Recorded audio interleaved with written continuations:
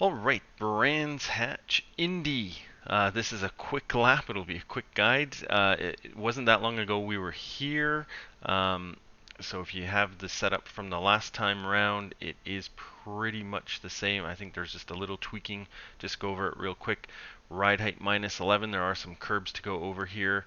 So that is why the ride height is up. ARB is 0. Damper compression 18. Rebound 0. Brake bias, I did uh, bump that up just from 57.5 to 58. Brake bias is an individual thing, so for you it may be a different number, but there is a lot of downhill and uphill braking, so just watch out for that. If the back end is getting too light or if you're locking up too easy, try increasing that brake bias. Spring rates, low as they go, front and rear.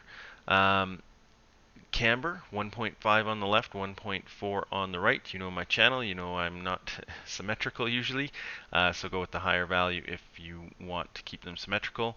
Toe in, it's got the big yellow here. iRacing Garage does not like this, 1.5. You do need a lot of turn in here. This is not the Grand Prix version of Brands Hatch. This is a lot of tight corners, not very many straights, not big straights. A lot of tight corners, so you need a really pointy end to get the turn in going. Um, Spring rates in the rear, 35, low as they go. Camber in the rear, 1.2, 1.1 on the right. We'll go with the 1.2 if you want to keep them even.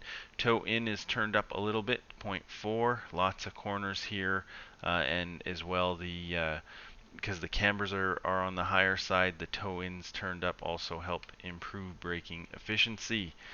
So what do we got here in the rear?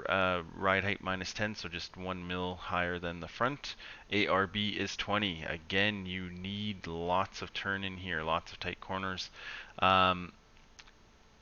This will get you around the track faster. It does make the back end want to step out a little more, of course, but try 15 if you're just learning the track, but 20 is going to get you around quicker. Compression 6 and 18, that's pretty much standard. 13 liters, I believe, will get you to the end, and gear stack is standard. Short is not going to work. Short is just too short, and tall is way too tall. So standard is where you want to be. All right, so track is 23 last time round here. I think it was pretty rain was an issue, or a chance of rain, so it's pretty cloudy and wet and all that. So it's a little grippier, I think. Testing 30%, that's my usual number. That is for a faster track in practice sessions. Do a 48.0 here. Just in the testing sessions, just be aware, track's pretty greasy on the first 1 or 2 or 3 laps, so just watch out for that. Obviously it's quick laps, so it does take a few laps to get the tires warmed up. But it is a little extra greasy, I find, but that might just be a testing session issue. Once it is a live practice session, it may not be as slick. So coming into turn 1, fourth gear, looking for the 100 board and the blue cone, however you want to think about it, just after the 100 board or between the 100 and the blue cone.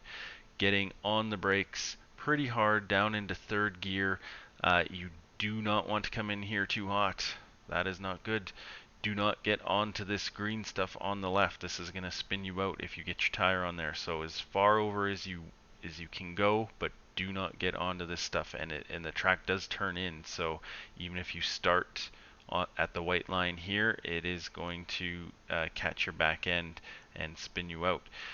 So third gear, releasing the brakes as you come in, and really the trick to this is to get on the power early.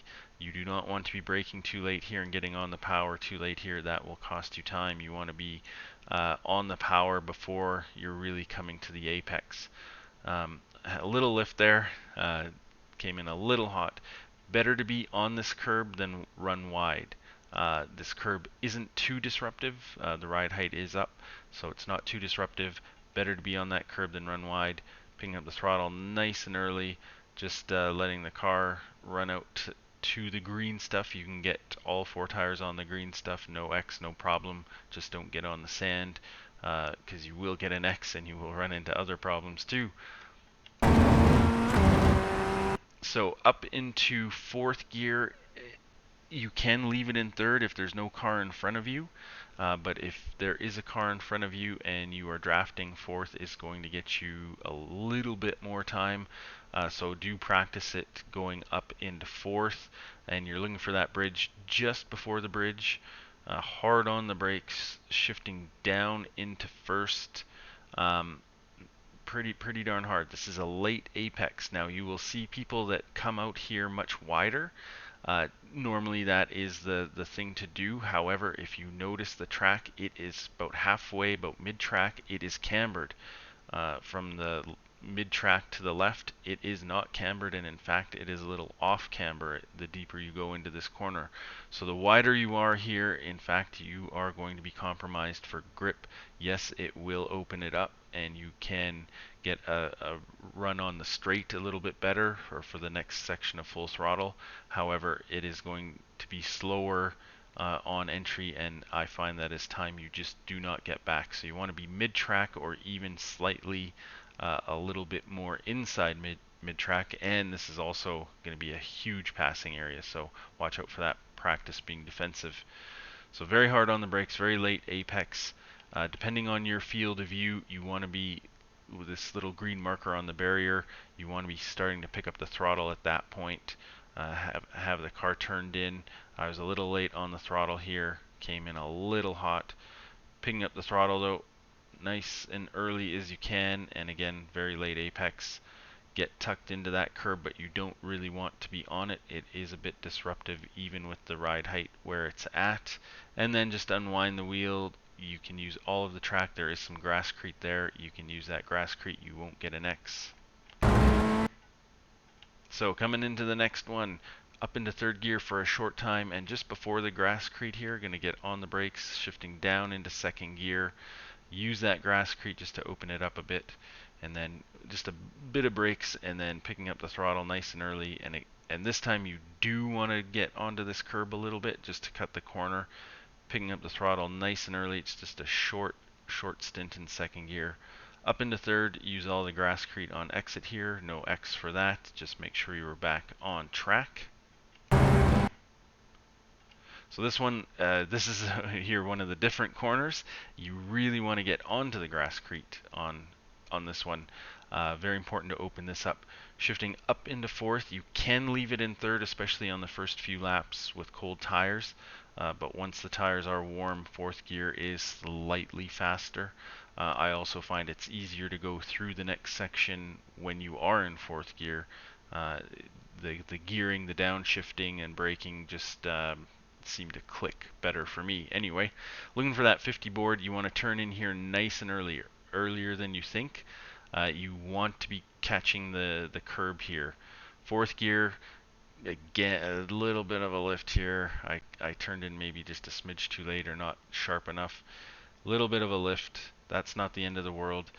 And then getting onto the curbs here. When you get onto the curbs, shifting down into third gear. No brake, just shifting down into third gear just to start to get the car slowed. And once you are off the curbs, then shifting down into second gear. Now, depending on your view, depending on your screen and your gamma and all that kind of stuff, there's a dark section here, a dark patch, and that's kind of the turn-in point and what you're aiming for. Again, you don't want to be coming out here way too wide. The track is off camber, so mid-ish track, a little bit mid-left track. Second gear, very hard on the brakes. You have to have the car slowed down by the time you're coming up this hill. If you are hard on the brakes as you come up on this hill and come over the crest of the hill, you are going to spin out. So don't outbrake yourself into this one. It is very punishing if you do. So get the car slowed. You're turning in at that little dark patch there, getting into the curb here and picking up the throttle nice and early as you can. This is the big straight section, so you can lose a lot of time if you are late on the throttle. Nice to get on the curb there. I was just maybe a smidge wide.